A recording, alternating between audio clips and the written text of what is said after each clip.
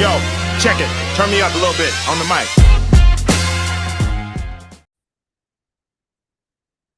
ECSports episode 5, I think. I think we're on 5 already, guys. I sent you a simple yet clear post last week for the show after the Bears did what they were supposed to do. Coming into today's show, the Bears are now 4 games straight. What do you guys have to say?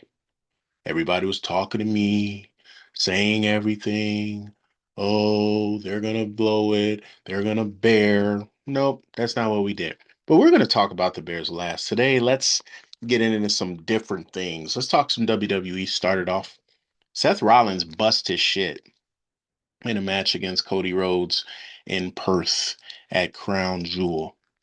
Today is Monday when I shoot this, so I'm interested to see if they're gonna require him to drop the belt because I heard he has to get surgery and he might be out for a while. So, with that being said, do you think that workhorse situation, that program that Roman did about a year or two ago is accurate? How the workhorse walks around limping because at the end of the day, yes, Seth, when he's on, he's on. But when he gets hurt, he's gone for like a year. So when you put that strap on someone that has that workhorse style manner when he's in the ring, how does that affect his overall progression and career?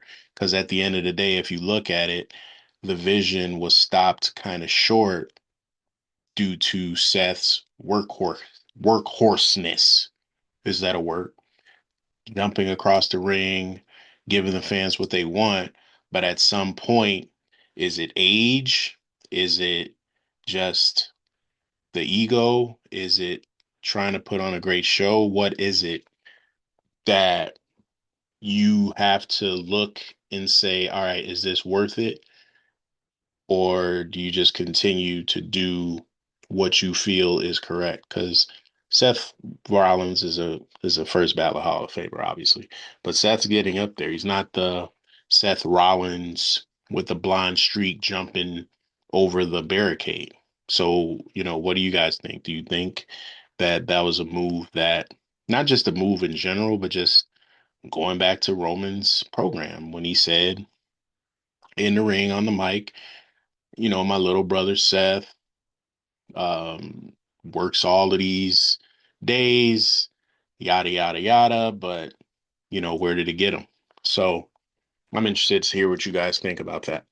Now, with that being said, I also want to talk about some other things. Like, if you guys don't know what kayfabe means, basically, kayfabe, if I'm saying the definition correct, is the wrestler has to be who he is, regardless of where he is. I heard Undertaker never broke kayfabe.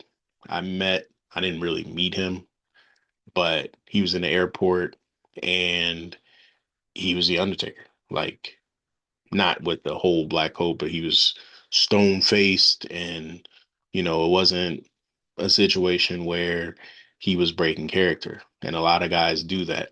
So this past weekend, I was watching Instagram and I follow Bailey and she was at the San Francisco 49ers game. If you know Bailey, she's really big with the Niners. She's from the California area, I think San Jose, if I'm not mistaken, or San Diego, one of those. I know that's Rey Mysterio and down, but she went to the game and she posted on her IG how she was at the game. And then she said, I brought some of my WWE friends. One of the friends was obviously Jay Uso and one of her best friends, Naomi. They were at the game. They were in the like skybox with the little chairs up front. So she pans to Naomi. Naomi has like a little San Francisco baby onesie. And then Jimmy was with her. And, they were like, what up, what up? And then she goes to the next person. I think it was Roxanne was first or second, whatever the case, but she was in there, Roxanne Perez. And then she goes over to a guy who has a jersey on.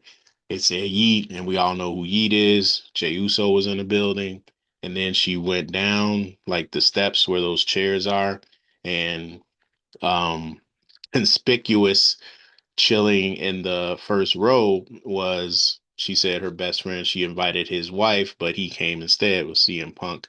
Oh, and also LA Knight was in the building. So, in essence, a program that is going right now has Jay versus CM Punk versus LA Knight. The Usos are all involved, but they're all in the skybox together.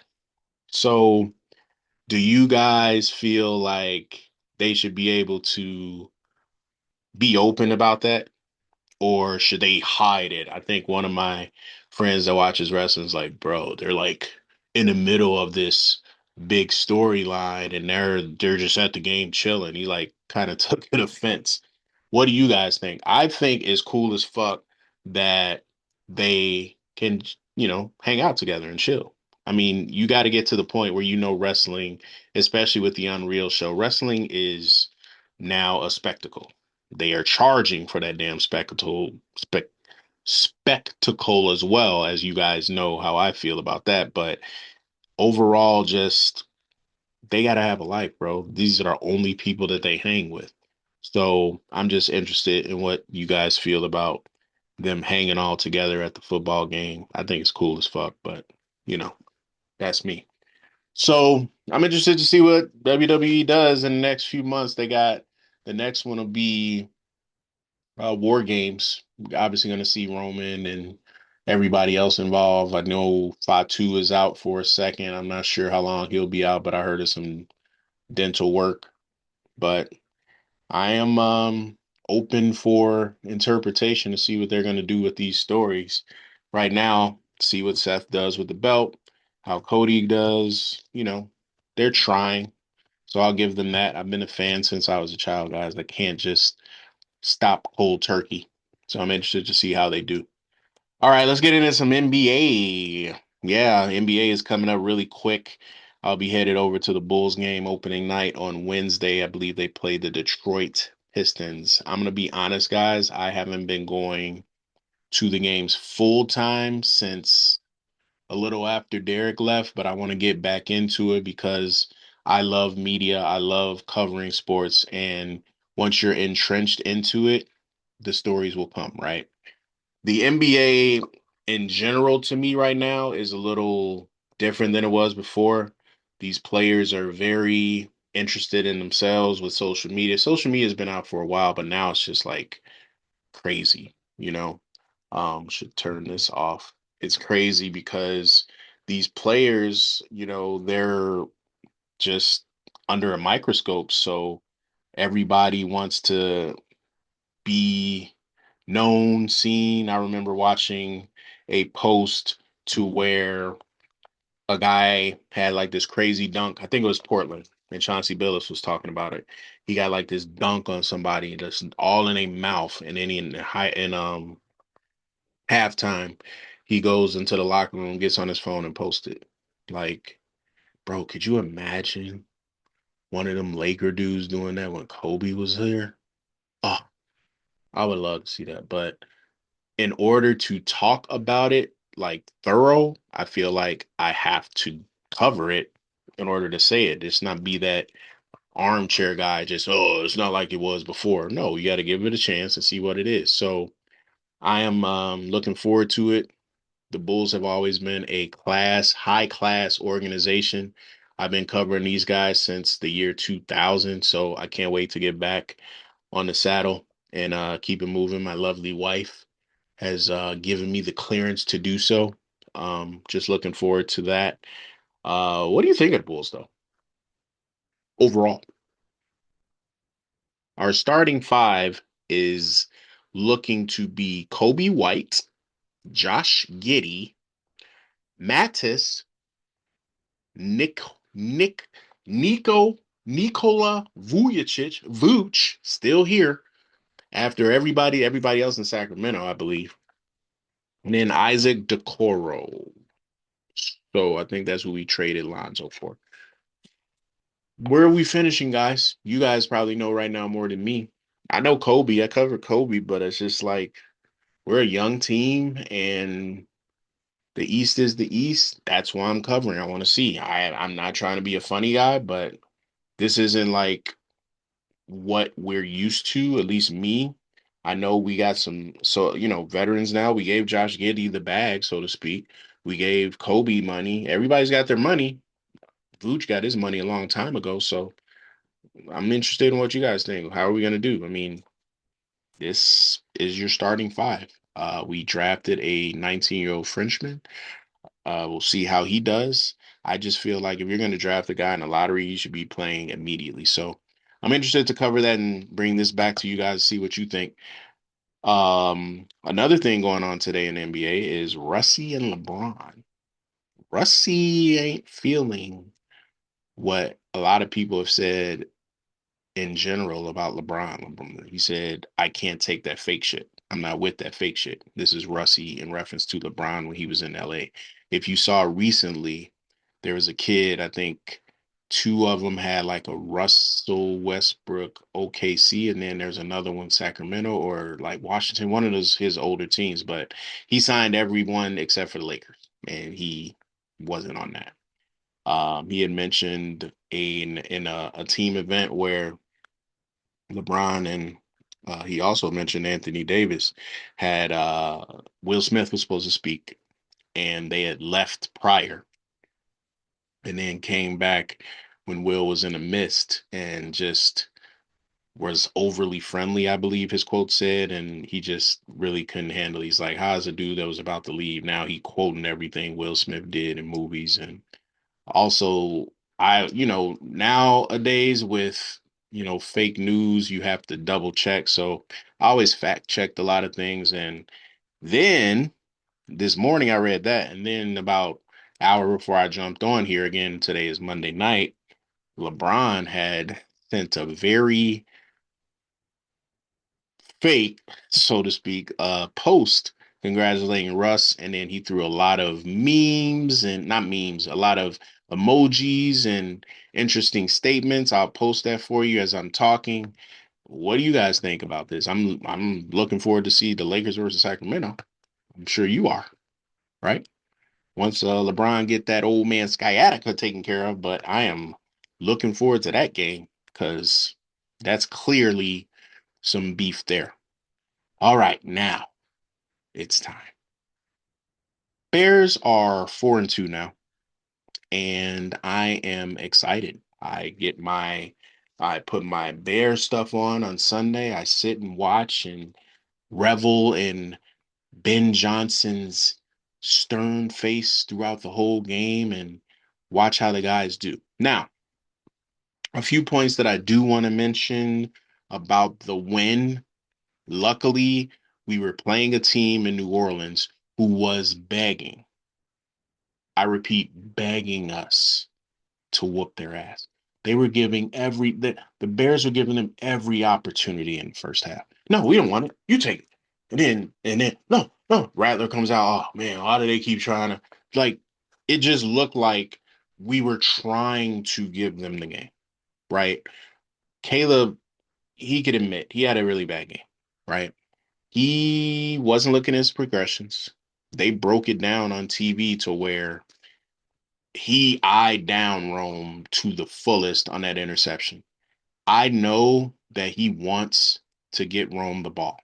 He wants to make Rome the number one guy, but you have so many weapons on that field, bro. You got Swift, you got Colston Loveland, our top 10 draft pick. You got DJ, you got the rookie 14, Zacchaeus. It's just like, bro, get that, but yeah, Komet, get the ball to everybody, man.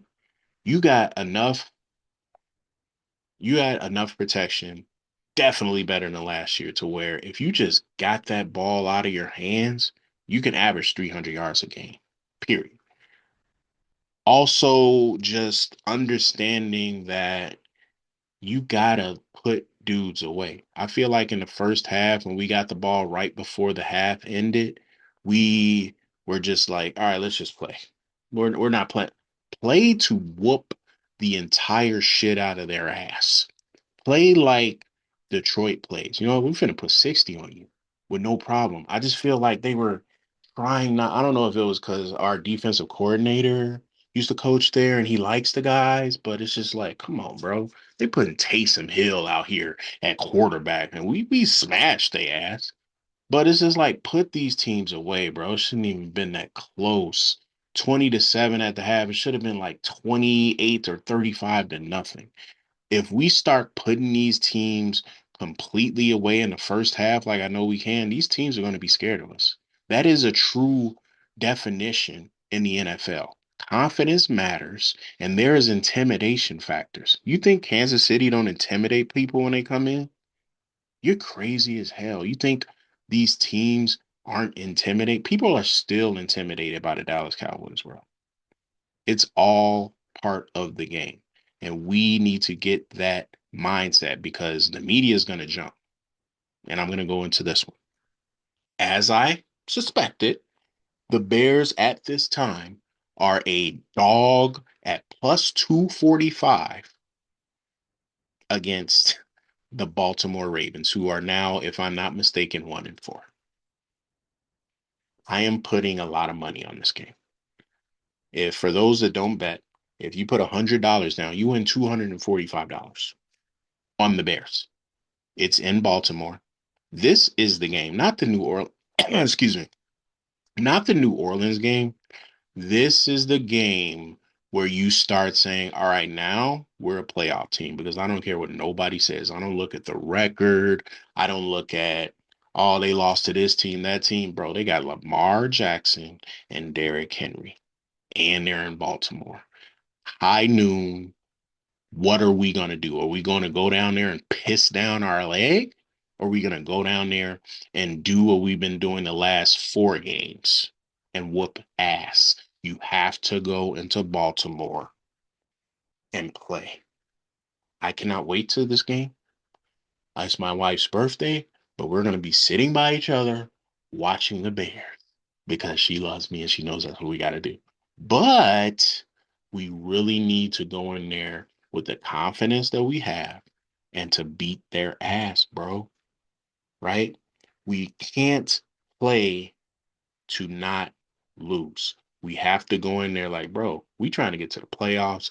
We trying to shut everybody ass up, and Baltimore is right there for the picking. Right? I don't want to hear my barber saying I'm going to bet money with him. I got Green Bay Packer fans texting me saying, hey, the Bears are looking, bro. I don't want your freaking like congratulations. Don't congratulate me now. Look at my shows before. I've been on the Bears. Okay. First 2 games are bullshit. Now we're going to the playoffs. And we all know where else I think we're going. I don't have to play that. It's shuffle time. But stick with me throughout the season. Going to be a lot of coverage going on. I'm going to film some games for you guys. Hopefully, um, go to the Bulls and see what they can do, and just keep riding this Bears wave. Yes, we're going to lose a few. We're going to win a lot, but it's all about keeping our confidence, following what our coach says, and then we'll be fine. But it's going to be a big week this week. This is huge, guys. The Baltimore game is big. And the only way that we can clarify what we've been doing the last 4 games is beat a team of this magnitude. And I know we will. Look at that. All right. For you guys, this is Dion. I'll see you next week. EC Sports.